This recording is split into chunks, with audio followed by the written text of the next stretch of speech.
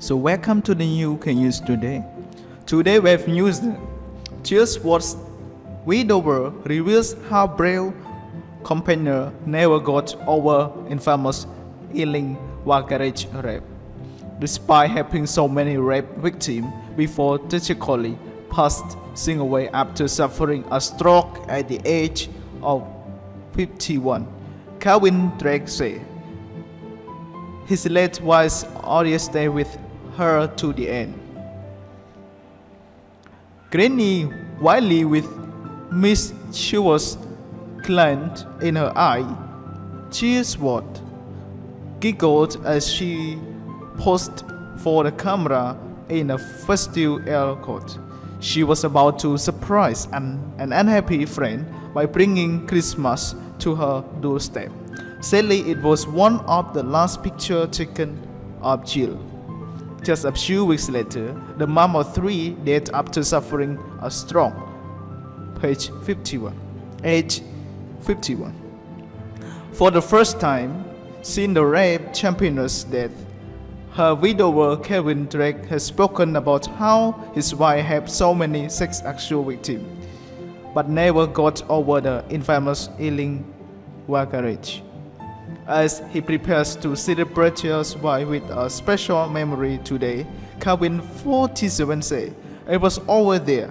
It was always something in the background.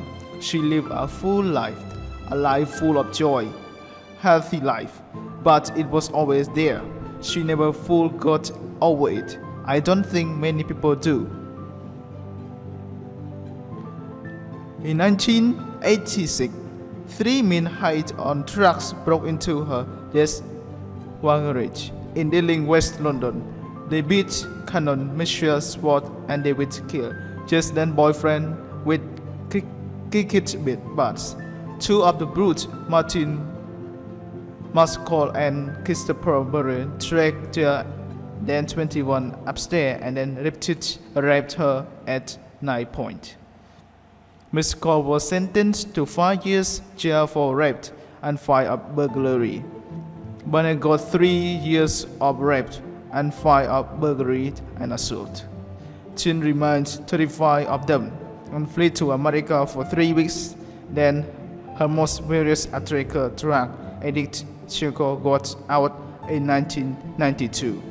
She only referred to the gang as Man 1, ringleader Robert Horscott, who got 14 years for burglar assault. Mint Muscall and Man 3 Bene as a way of demeaning them. Calvin, who lives in Cannock, Star say, Man 2 knew where she lived, and police told her she should install panic alarms in the house. She was still fearful of the retaliation attack. She thought he would kill her. We ended up moving house. She never wanted to live her life as a recluse, but of course it still affected her. She said, "The reason all our boys were born by cesarean, with our first son Miles and being 46 hours difficult labor by emergency cesarean, was because of a psychological blockage." She felt there were physical manifestations of rape, as well as mental. Yet Brave was the person who to waive the right to annoy military and speak out against sex assault. Her campaigning changed the law, making it illegal to reveal the identity of raped victims before a judge, and she set up a charity to educate juniors of mouth about complainants in such cases. She even met with Horscott in 1980. She told him he did not need to apologize as he was not one who hurt her. Calvin, who wants to set up a charity foundation, said, "Just said talking about rape was like falling off a bike. You fall off, but it hurts. You fall off again, it hurts. But eventually you are able to ride without falling off.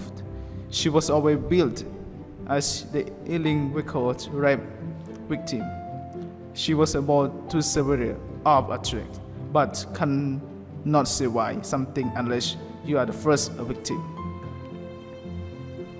While it is important to get the stage of saying, I am a survivor, it's important to recognize a lot of victims are not at the stage.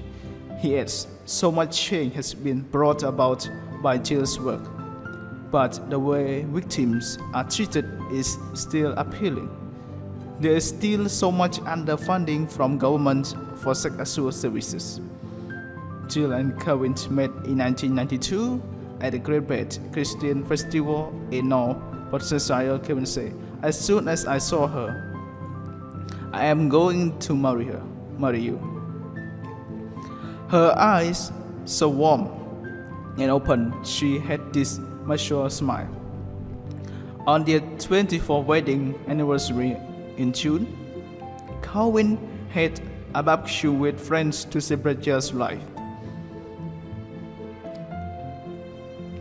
Her legacy has been a huge part of the three children's upbringing, Miles 23, Rod 21, and Boris 19.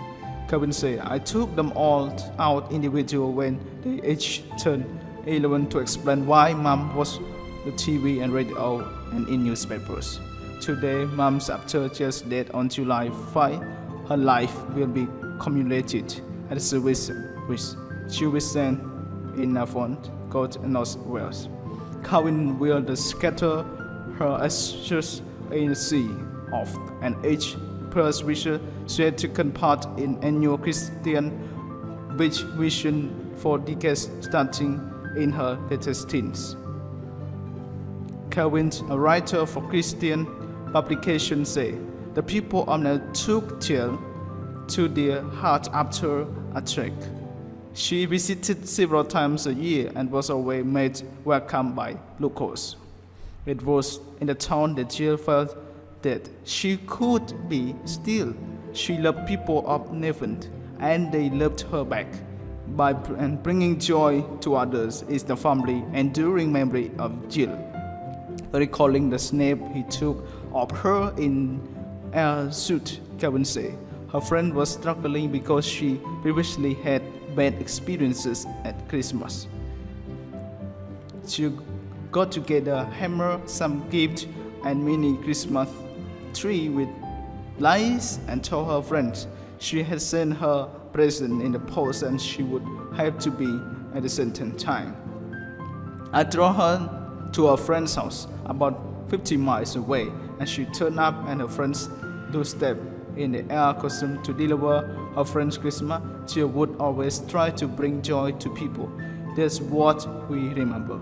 Thank you very much for listening to the news today. I hope you enjoyed the news. Please subscribe our channels to get more news. Thank you.